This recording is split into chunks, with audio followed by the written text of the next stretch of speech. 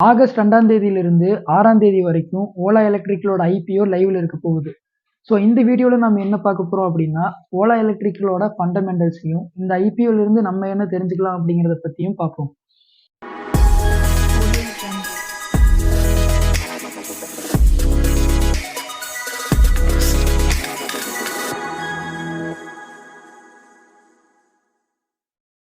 இந்த ஓலா எலக்ட்ரிக்கலோட ஃபண்டமெண்டல் அனலைசிஸை நான் 4 செக்மெண்ட்டா பிரிக்க போறேன்.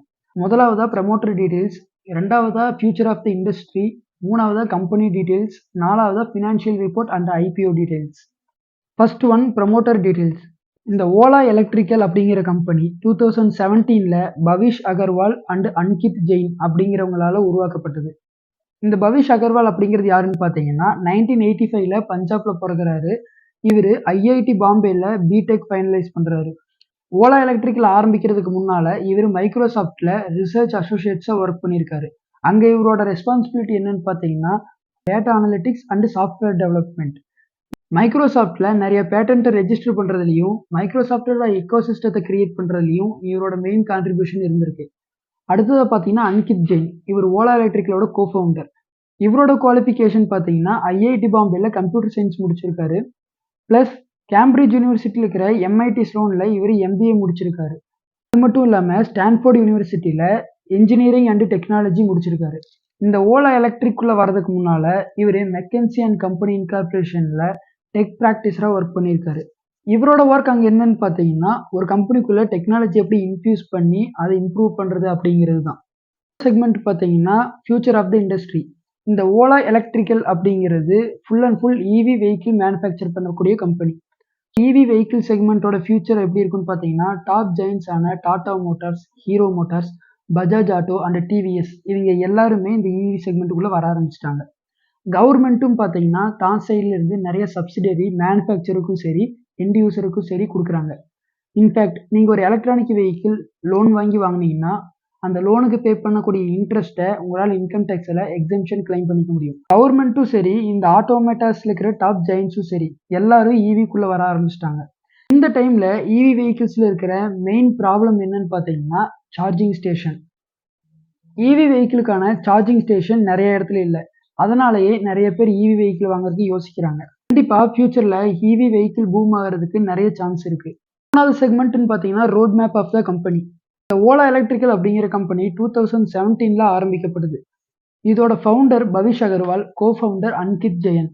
2019ல சாஃப்ட் பேங்க் கிட்ட இருந்து $250 மில்லியன் இவங்க ஃபண்ட் ரைஸ் பண்றாங்க. சாஃப்ட் பேங்க் தான் இவங்களோட one of the major investor. இந்த சாஃப்ட் பேங்க்குங்கிறது ஓலா எலக்ட்ரிக்கல்ல மட்டும் இல்லை நிறைய மொபிலிட்டி ஸ்டார்ட் அப்ஸ்ல இன்வெஸ்ட் பண்ணியிருக்காங்க. ஓலா எலக்ட்ரிக்கல்ல வேற யாரெல்லாம் இன்வெஸ்ட் பண்ணியிருக்காங்க அப்படின்னு பார்த்தீங்கன்னா Tiger Global, Matrix Partners India, even Ratan Tata கூட ஒரு ஸ்மால் அமௌண்ட் இன்வெஸ்ட் பண்ணியிருக்காரு. இத்தனை இன்வெஸ்ட்மெண்ட் வந்ததுக்கப்புறம் 2024ல இதோட ஓவரால் வேல்யூவேஷன் எவ்வளோன்னு பார்த்தீங்கன்னா $10.5 பில்லியன். இந்த ஓலா எலக்ட்ரிக்கலோட மேனுஃபேக்சரிங் யூனிட் எங்கே இருக்குன்னு பார்த்தீங்கன்னா நம்ம தமிழ்நாட்டில் தான். 2020ல இந்த பிளான்ட் தான் world's largest EV scooter manufacturing plant. இந்த பிளான்ட்ல பார்த்தீங்கன்னா வருஷத்துக்கு 10 மில்லியன் யூனிட்ஸ் ஆஃப் ஸ்கூட்டரை இவங்களால மேனுஃபேக்சர் பண்ண முடியும்னு சொல்கிறாங்க. ஆகஸ்ட் 2021ல இவங்களோட ஃபர்ஸ்ட் ப்ராடக்டான ஓலா S1 அண்ட் S1 ப்ரோவை இவங்க லான்ச் பண்ணுறாங்க. இந்த ஓலா S1 அண்ட் S1 ப்ரோ இந்த ரெண்டு மாடலையும் அவங்க லான்ச் பண்ணதுக்கப்புறம் தான் நிறைய ப்ராப்ளமே அவங்களுக்கு ஸ்டார்ட் ஆகுது. அவங்க ஸ்கூட்டர் ரிலீஸ் பண்ண சேம் இயர்லேயே ஓலா எலக்ட்ரிக்கலோட ஒன் ஆஃப் த காம்படிட்டர் இவங்க மேலே கேஸ் ஃபைல் பண்ணுறாங்க. எங்களோட பேட்டன்ட்டை எங்களோட பர்மிஷன் இல்லாமல் இவங்க எடுத்துட்டாங்கன்னு சொல்லி. பட் அந்த கேஸ் பெருசாக ஒன்றும் போகல, ஸ்மூத்தாக அவங்களுக்குள்ளேயே பேசி முடிஞ்சிருச்சு. இவங்க லான்ச் பண்ண இந்த ரெண்டு மாடல் ஸ்கூட்டரில் பீப்புள் மெயினாக ஃபேஸ் பண்ண இஷ்யூ எதுன்னு பார்த்தீங்கன்னா டெலிவரி இஷ்யூ தான். ப்ரீ ஆர்டர் பண்ணவங்களுக்கு கிட்டத்தட்ட 1 இயர் வெயிட்டிங் பீரியடாக இருந்துச்சு. 1 இயருக்கு அவங்களுக்கு ப்ராடக்ட்டே டெலிவரி ஆகலை.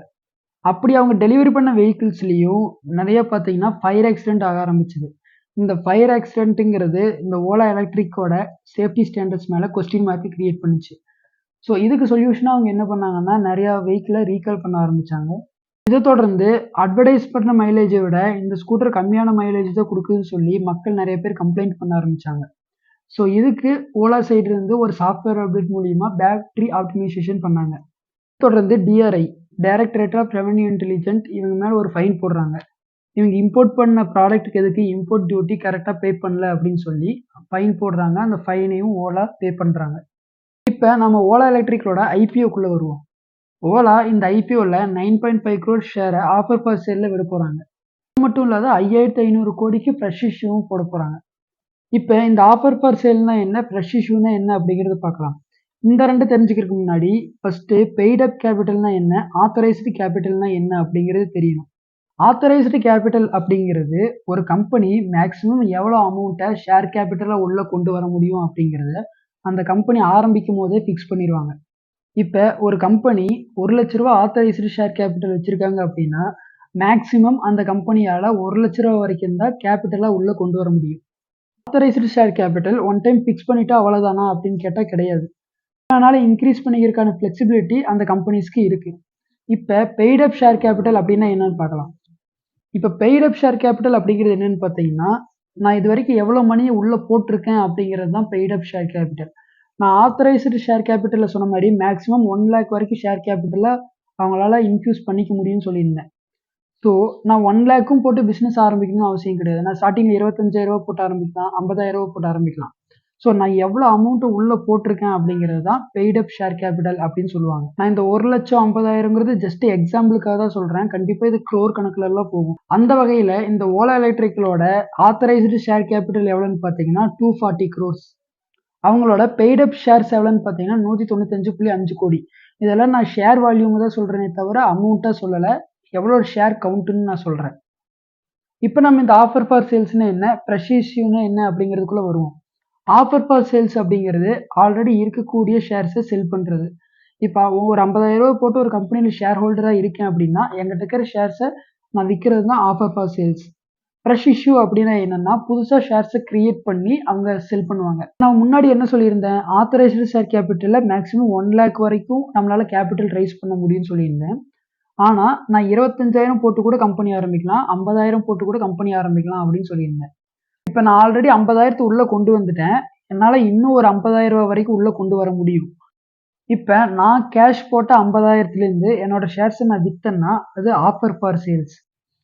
இல்லை என்கிட்டேருந்து எந்த ஷேர்ஸும் விற்காம நான் எனக்கு இன்னும் 50,000 வரைக்கும் ஷேர் கேபிட்டல் ரைஸ் பண்ணுறதுக்கான ஆத்தரைசேஷன் இருக்குது. அந்த 50,000க்கு உண்டான ஷேர்ஸை நான் கிரியேட் பண்ணி விற்றேன் அப்படின்னா அதுதான் ஃப்ரெஷ் இஷ்யூ. ஸோ இவங்களோட ஐபிஓவில் ஆஃபர் ஃபார் சேல்ஸாக பார்த்தீங்கன்னா 9.5 crores ஷேர்ஸை விற்கிறாங்க. ஃப்ரெஷ் இஷ்யூவாக 5,500 கோடி ரூபாய்க்கு இவங்க ஷேர்ஸை இஷ்யூ பண்ணுறாங்க. ஸோ இப்போ அந்த கம்பெனியோட ஃபினான்ஷியல் ரிப்போர்ட்டுக்கு வந்தோம் அப்படின்னா ஓலா எலக்ட்ரிக்கல் பார்த்தீங்கன்னா தொடர்ந்து லாஸ் தான் ஃபேஸ் பண்ணிட்டு இருக்காங்க. இந்த லாஸ் எதனால் வருது அப்படின்னு பார்த்தீங்கன்னா எந்த அளவுக்கு அவங்க சேல் பண்ணுறாங்களோ அந்த அளவுக்கு கூட்ஸை அவங்க பர்ச்சேஸும் பண்ணுறாங்க. ஸோ சேல்ஸும் பர்ச்சேஸும் ஈக்குவலாக இருக்கிறதுனால தான் எக்ஸ்பென்சஸ் எல்லாம் லாஸாக ஃபெயில் ஆகுது. ஒரு கம்பெனி லாஸ் ஃபேஸ் பண்ணுறதுனால அந்த கம்பெனி கெட்ட கம்பெனி ஆயிருமான்னு கேட்டிங்கன்னா நம்ம அப்படி சொல்லிட முடியாது. வெறும் லாஸுங்கிற ஒரு ஃபேக்டர் மட்டும் வச்சுமே ஒரு கம்பெனி வந்து இது பேட் கம்பெனி, இது குட் கம்பெனிங்கிற டிசைட் பண்ணிட முடியாது. ஸோ நம்ம கண்டிப்பாக ப்ரமோட்டரையும் பார்க்கணும். ஸோ இங்கே ப்ரமோட்டருக்கு வந்து பெருசாக ஹிஸ்ட்ரி இருக்கிற மாதிரி எனக்கு தெரியல. ஸோ நாளைக்கே ஓலா எலக்ட்ரிக்கல் ஒரு பெரிய ப்ராப்ளத்தில் மாட்டுது அப்படின்னா அந்த ப்ராப்ளத்துலேருந்து வெளியே வர முடியுமா அப்படிங்கிறதையும் நம்ம யோசிக்கணும். அதுக்கு இவங்ககிட்ட ஃபண்டு கிடையாது. இவங்களோட பேரண்ட் கம்பெனியான அனி டெக்னாலஜிஸ் எல்லாத்துக்கும் ஓலா கேப்ஸ் அப்படின்னு சொல்லி தெரியும். அந்த ஓலா கேப்ஸாலே இவங்களை காப்பாற்ற முடியுமான்னு கேட்டிங்கன்னா ஓலா கேப்ஸே ஆல்ரெடி லாஸில் தான் போயிட்டுருக்கு. ஸோ ஓலா கேப்ஸாலே இவங்களை காப்பாற்ற முடியாது. ஸோ கம்பெனியோட ஃபினான்ஷியலாகவும் சரி, ப்ரமோட்டர் சைட்லேயும் சரி, பேரண்ட் கம்பெனி சைடும் சரி எனக்கு பாசிட்டிவாக எதுவும் தெரியல. 1000 சர்ப்ளஸ் பார்த்தீங்கனாலோ இல்லை கேஷ் ஃப்ளோ பார்த்தீங்கனாலோ நெகட்டிவில் இருக்குது. கேஷ் ஃப்ளோ நெகட்டிவில் போகிறது எந்த கம்பெனிக்கும் நல்லதில்லை.